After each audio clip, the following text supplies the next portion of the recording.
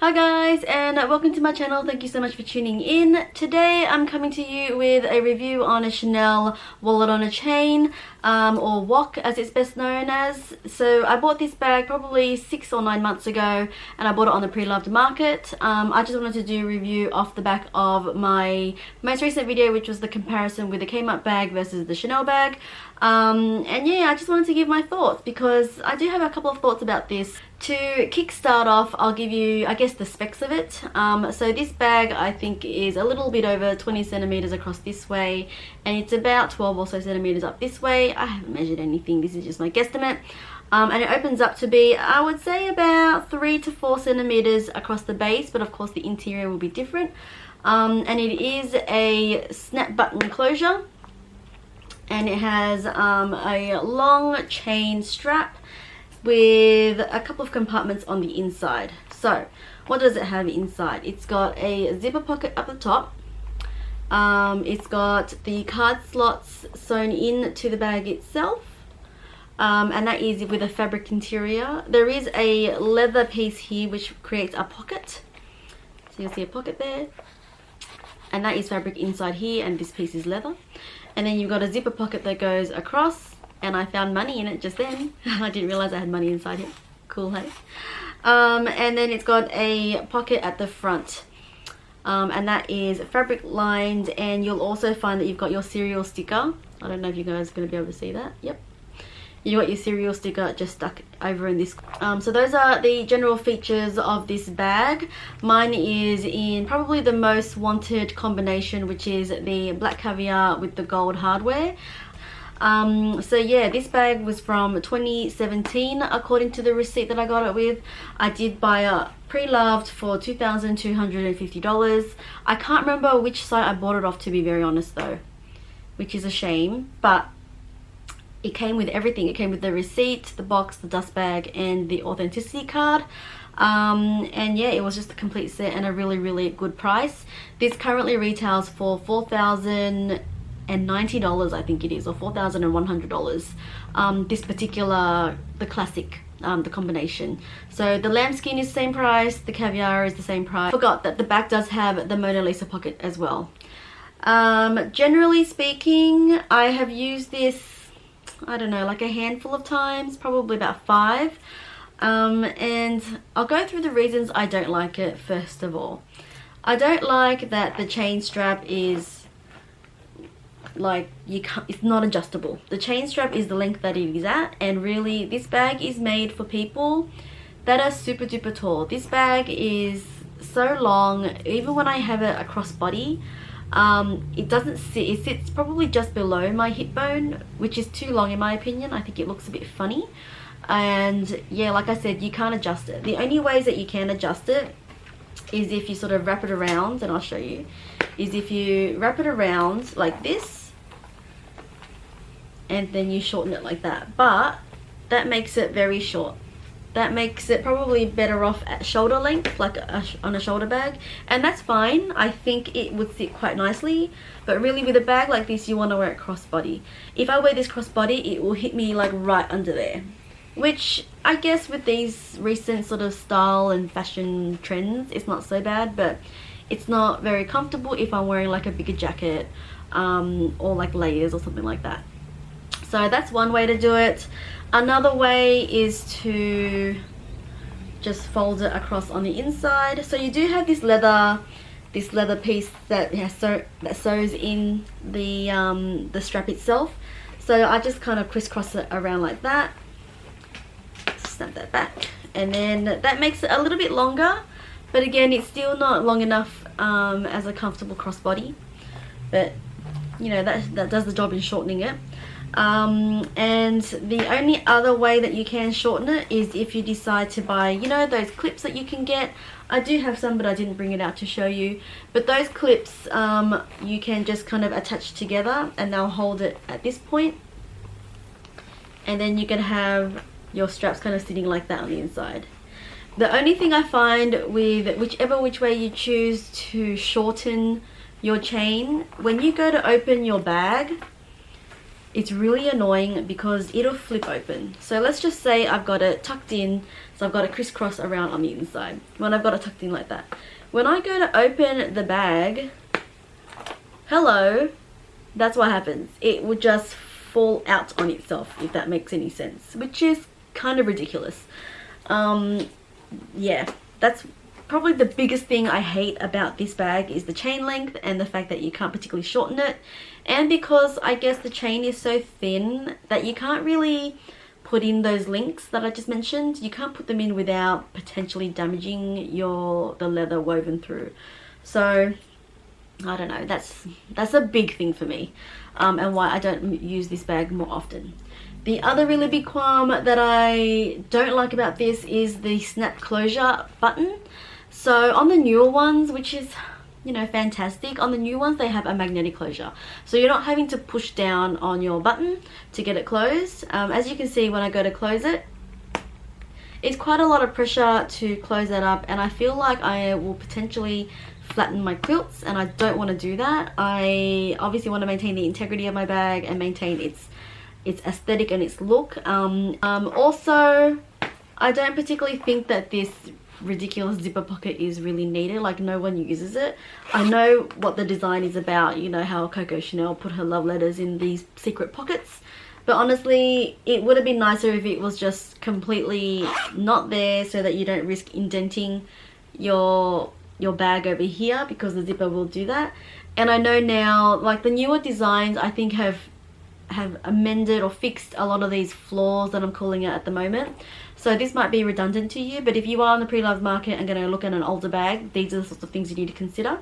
And I guess that's all of the qualms I have at the moment. As a pro though, the bag is really well equipped with lots of card space. It is fabric lined, so it's not too much more heavier, and I feel like cleaning this kind of fabric out, I'm not quite sure what kind of fabric it is, but you can just take your baby wipe over it. If you sort of have something smudged in there, just take a baby wipe over it, and I feel like it cleans out really well. I really like that there's like the extra piece of leather that goes across in the front pocket here. I feel like that just adds a bit of luxury to it. And this zipper pocket here in the front is super duper handy. Like I said, I found money in there, so I keep all my notes, I keep my coins in there. And if you really wanted something secure, you can keep like your keys, or I know people have card passes now to access their homes and stuff, so you can keep all of that in the zipper pocket, and you know that it's secure. I mean, I suppose you could use this zipper pocket, but I don't know, really. I'm like, no. And I like that it's, yeah, like I mentioned, it's just got extra pockets sort of everywhere, so it's really handy that you don't particularly need to bring a wallet. I mean, this bag is designed to be a wallet, so you've really got that. And yeah, I find myself being able to carry all of my essentials in there. So I'll put my phone in. So here's my phone. I do have this is my spare because my one's broken, but it's a Note 8, so it is on the larger side, and it fits really comfortably inside the bag. I'll show you this way. It fits really comfortably inside and takes up pretty much the whole length of it. But you'll be fine if you have like a smaller iPhone or Galaxy regular, not the Notes. You'll be fine. And in there, whilst it doesn't look like you can put much in, I can fit in there tissues, I can fit in there hand sanitizer, a small key or coin wallet. I'd have all my cards up in the back, and sometimes that's how I use it. I actually do empty out my wallet and just bring my essential, you know, my key card, my license, Medicare, all that sort of stuff, put it all in the back, and then I've got all this free space. And when I'm out and about, I just shove my receipts in here, or any business cards that I might collect. I put them in there, or sometimes I'll use the back pocket. I do steer clear of using this back pocket purely because I don't want it to stretch out. I want it to maintain its shape and integrity in case I do want to sell it. But yeah, I feel like it's got enough space in here that it will carry your essentials and get you through a day. If I had known what I know now, I would have to say, whilst I've just been raving on about it, I probably wouldn't buy this bag. I think for my personal use, functionally it's great, but its features just don't work out for me in terms of the strap length and that button. So yeah, do I think it's worth what it is worth today, what it's valued at today, I should say? Definitely not. I don't think this is a $4,000 bag. As I mentioned in my Kmart video, you know, you could buy so much more with this rather than just getting this one basically wallet. I just don't know about spending that much money, even though the features have you know, been improved. It's just, to me, it's still just a wallet with some extra pockets. I just don't think it's worth $4,000. And you know, I feel like Chanel these days have just made it much more difficult for, you know, any Joe Blow to attain. And I understand that, you know, this is the world of luxury and it should be really exclusive to the elite. But you know, some people want to have nice things, and but I feel like Chanel and even Louis Vuitton, they just push that finish line further and further away just as you feel like you are approaching it, which is like a terrible thing to do to your customers, I think.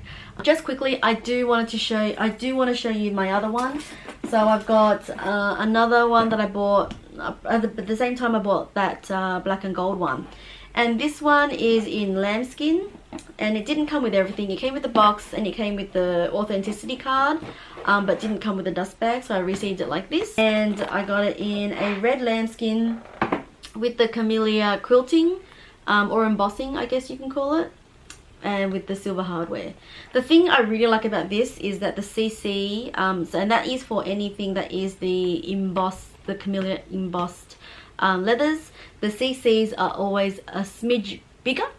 So if you were to compare, hopefully you can see that, yeah, there is a significant difference between the gold one, the classic one, versus this red one. And that's one of the biggest reasons why I bought it, actually, because I just wanted something to stand out a little bit more. The red itself is a really nice, sort of subtle, and like the red can't be subtle, but it's not like loud, bright. It is a nice sort of mid-toned red, I guess, and the silver hardware just kind of keeps it a little bit more conservative than a gold. I feel gold would have been really loud. And the interior is exactly the same in terms of its layout. This one is slightly worn in comparison, and I do have a what do you call it, the organizer, or it's not an organizer, it's the shaper, whatever you call them. I bought the shaper for this one as well, just to sort of get the base to come back to its original. This one does lack the back pocket, however, so it's just the embossing, but otherwise everything else is the same. And again, with these darn zipper thingies, you can see that it's had a little bit of damage there, like it's imprinted there. And with lambskin, I would say, and you probably would already know, that the leather is a lot more sensitive. Whilst you can't really tell, there is a bit of chain imprinting going on just here. So I don't know if you can see that. The chain has kind of imprinted, and it's very subtle. But if you were really, you know, meticulous and checking things over, you would see that very clearly. But the corners on here are really good. I do feel though that the lambskin is so much more sensitive. Even though people say lambskin is surprisingly durable, I feel like, you know, just when I touch it, it's just sensitive, and I might scratch it. And I've got dry hands that can get very scaly, and I feel like sometimes if I run my hand across, I'm going to scratch the heck out of it. But anyways, but admittedly, lambskin is so much more luxurious to touch and feel than the caviar. The caviar you can, you know, swing on anywhere, and no qualms about taking that out or rubbing that against the wall. But with the lambskin, you just feel like you've got to really baby that. But anyways, haven't decided whether or not I want to sell either one. I do like the look of them, and I got them for really good prices. Oh, this one I got for just under $1,800 Australian, so it was a really good bargain price. And this one is $2,250, so between two of these I got them for what would now be considered retail for one. So I'm super lucky, and I recognize that, and I appreciate and I'm grateful. But yeah, if I had to pay full price for either or, I would not do that today. Hopefully you guys can go out into the pre-love market and find, you know, similar condition, because the pricing in the pre-love market, because of the Chanel price increases directly, I feel like that's full-on impacted the pre-loved pricing, and it's just really shitty. Hopefully you enjoyed this and you get a little bit out of, you know, some helpful hints in terms of wanting to make a decision if you wanted to buy a wok, I do recommend checking out eBay. eBay actually, maybe I bought these ones on eBay. I don't know. A lot of the Japanese resellers sell on eBay, so go on, check that out.